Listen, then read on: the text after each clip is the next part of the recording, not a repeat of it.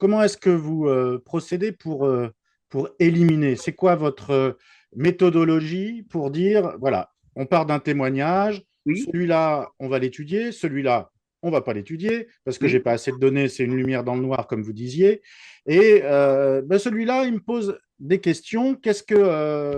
Comment on élimine et on arrive à, en fait, à quelque chose qui est inexpliqué?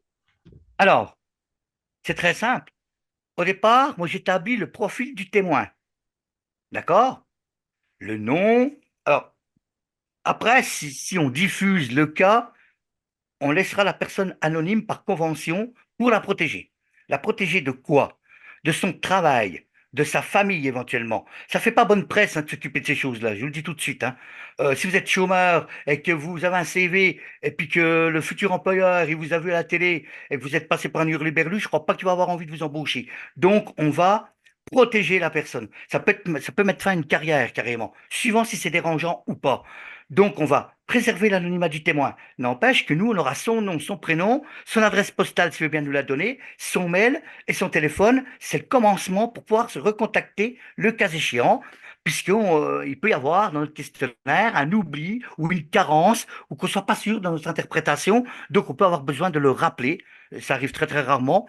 Voilà. Donc, le profil du témoin, son niveau d'études, sa situation sociale pour les statistiques pour savoir si le phénomène touche plus un bassin de population qu'un autre.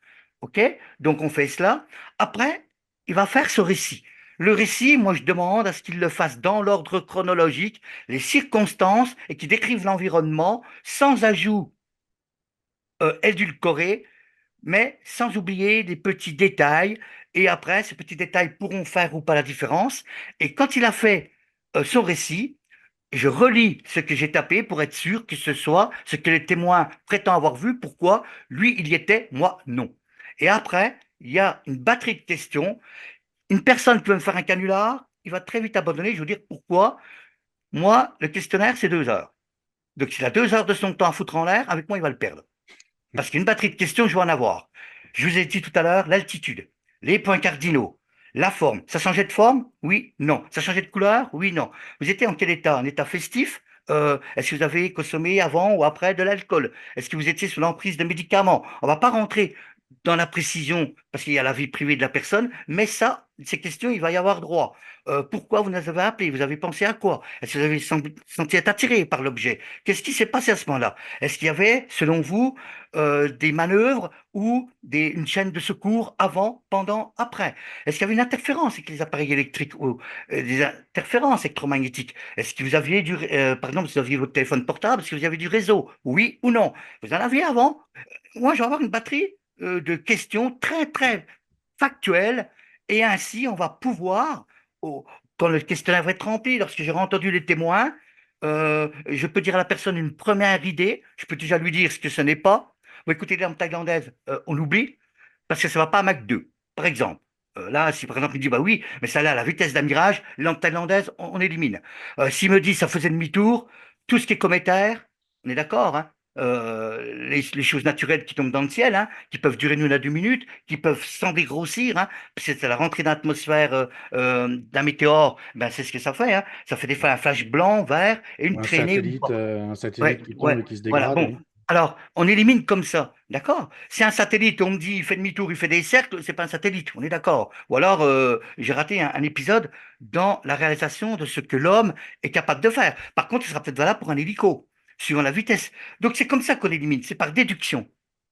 Par déduction, grâce à un nombre d'informations. Ça reste inconnu dans 2 cas. Un, soit on manque cruellement d'informations. Je veux dire une bêtise. La personne dit, voilà, j'ai vu une boule, ça passait du vert au rouge, et puis ça descendait. Et fin de l'histoire, parce qu'après j'avais un mur de 5 mètres de haut, moi j'étais derrière. Donc c'était plus bas que le mur, donc je ne sais pas ce que ça a fait. On n'a rien. On Hmm. n'a quasiment rien. Donc par manque d'informations, on va dire OVNI ou phénomène aérien non identifié. Nous sommes d'accord. Maintenant, la deuxième solution, on a les points cardinaux, la grosseur, patati patata, et ça ne correspond pas au catalogue naturel de l'astronomie ou au catalogue artificiel de ce que l'homme, à l'heure d'aujourd'hui, à l'heure actuelle, est capable de concevoir.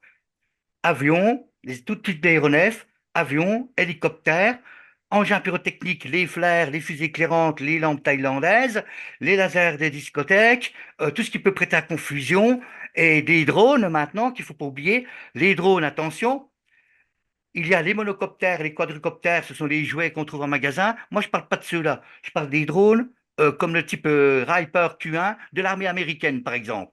On va éliminer un certain nombre de réalisations, un certain nombre d'engins célestes naturels, voire de plasma.